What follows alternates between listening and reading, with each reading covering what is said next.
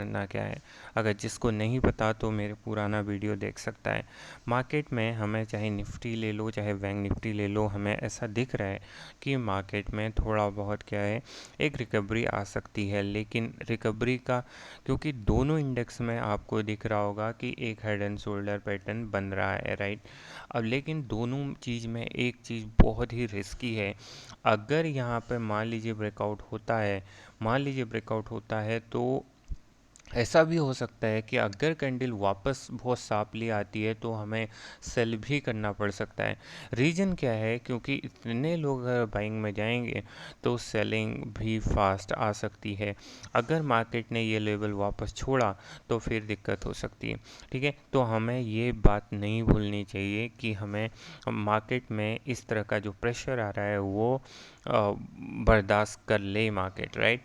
तो इस तरीके से मैं आपको जो समझा रहा था कल भी, कि मार्केट में जो ये पैटर्न बना हुआ है, हो सकता है कि मार्केट थोड़ा सा ऊपर खुले और फिर इसको कट करते हुए नीचे भी चला आ सकता है। तो ये कोई बहुत बड़ी बात नहीं है और बहुत ज़्यादा इसमें सोचने वाली बात नहीं है। लेकिन हमारा जो प्लान है वो, अगर मार्केट इस रेंज में खुलता है, कोई भी बुलिश मोमेंटम आती है, कम से कम इस लेवल पे ऊपर मार्केट एक बार जाना चाहिए, हमारा प्रोजेक्शन है।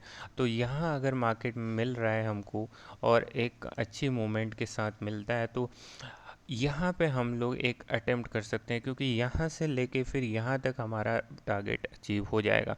लेकिन डायरेक्टली खुल के ऊपर जाता है फिर रिजेक्शन खाता है, तो फिर मार्केट में थोड़ा बहुत सस्पिशियस है नीचे जाने के लिए। तो ये बात हमको समझनी पड़ेगी। बाकी जैसे जैसा प्रोजेक्शन बनेगा, आप टेलीग्राम पे चैनल पे हैं तो मैं अपडेट करूँगा, आज भी अवेलेबल रहूँगा। और उससे पहले आज का ज्ञान सुन लीजिए। आज का ज्ञान क्या है, मार्केट में आपको ट्रेड लेना इतना इजी नहीं है, आपने ये समझ लिया होगा। तो मार्केट में अगर आपको बने रहना है तो क्या चीज़ चाहिए, मार्केट में हमको चाहिए डी, यानी आपको डिसिप्लिन चाहिए। क्या आप डिसिप्लिन तरीके से ट्रेडिंग करते हो, तो वो आपके डिसिप्लिन किस टर्म में, डिसिप्लिन इस टर्म में हो सकता है कि आप कितने ट्रेड लेते हो दिन के, आपका कितना आपने कैपिटल लगाया, कितना कैपिटल लूज करते हो एक दिन में, एक वीक में, एक मंथ में, ये सब डिसिप्लिन से रिलेटेड टर्म्स हैं। और ये आपको, डिसिप्लिन का मतलब ही यही है, आप अपने सेटअप के लिए कितनी देर वेट कर सकते हो, आपके पास कितना पेशेंस है। तो ये सारी चीज़ें एक डिसिप्लिन का हिस्सा है। दूसरी बात, डायरेक्शन। आप कितनी बार ट्रेडिंग में रिवर्सल ट्रेड का सोचते हो, या रिवर्सल ट्रेड सोचते भी हो तो विद द डायरेक्शन सोचते हो या करेक्शन। क्योंकि मार्केट अगर ऊपर जाएगा तो करेक्शन भी करेगा, और इसमें विद द ट्रेंड भी होगा। विद द ट्रेंड आपको हमेशा बम्प पर प्रॉफिट मिलेगा। और जब जब करेक्शन प्ले करोगे तो क्या करेक्शन में आप ग्रीडी हैं या विद द डायरेक्शन ग्रीडी हैं। हम विद द डायरेक्शन ग्रीडी हो सकते हैं, लेकिन करेक्शन में ग्रीडी नहीं हो सकते। ठीक है, और अगर आप यही चीज़ उल्टी सोचिए, अगर विद द ट्रेंड में आप फेयरफुल हैं तो भी आपका साइकोलॉजी ख़राब है। ठीक है, अगर विद द ट्रेंड में आपको डर लग रहा है, विद द ट्रेंड में भी आप अगर प्रॉफिट बढ़ा नहीं कर पा रहे हो, तो फिर ये भी साइकोलॉजिकली दिक्कत है आपकी। अगर आप देखोगे यहाँ पे जो मार्केट क्या कर रहा था, मार्केट यहाँ पे जो करेक्शन कर रहा है, इस करेक्शन में आपको डर होना चाहिए, बिल्कुल होना चाहिए कि मार्केट कभी भी पलट सकता है। लेकिन यहाँ पर डर होने का कोई सवाल नहीं होता। तो माइंड को इतना स्ट्रांग बनाना बहुत ज़रूरी है। ठीक है, इसलिए आपको ग्रीड कहाँ करना है और डर कहाँ होना है, ये आपको समझ लेना चाहिए।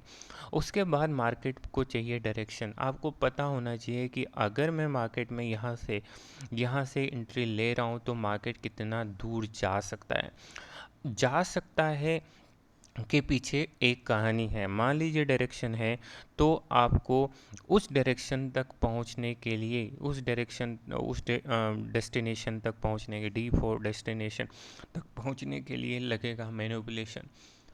मैनिपुलेशन का मतलब हो गया कि मार्केट क्या कर रहा है, जब ब्रेकआउट करता है तो एक बार ट्रैप करता है, फिर ऊपर चला जाता है।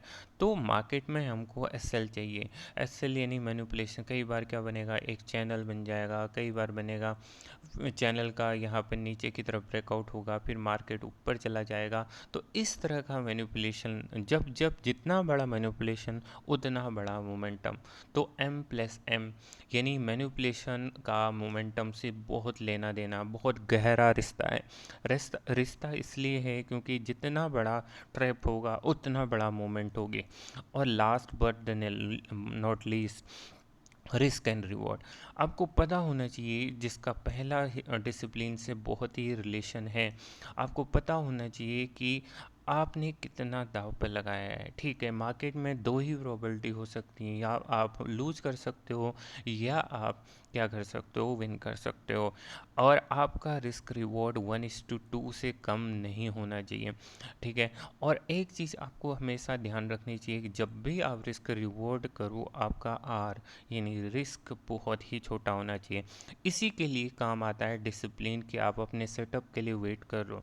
जितने भी सेटअप, जितने भी चीज़ें मैं मार्केट में या आप लोग को डिस्क्राइब करता हूँ, उसमें सबसे जो अच्छी बात होती है कि आपका सब असल बहुत ही छोटा होता है। तो बने रहिए, ज्वाइन कीजिएगा चैनल जिसने नहीं किया है।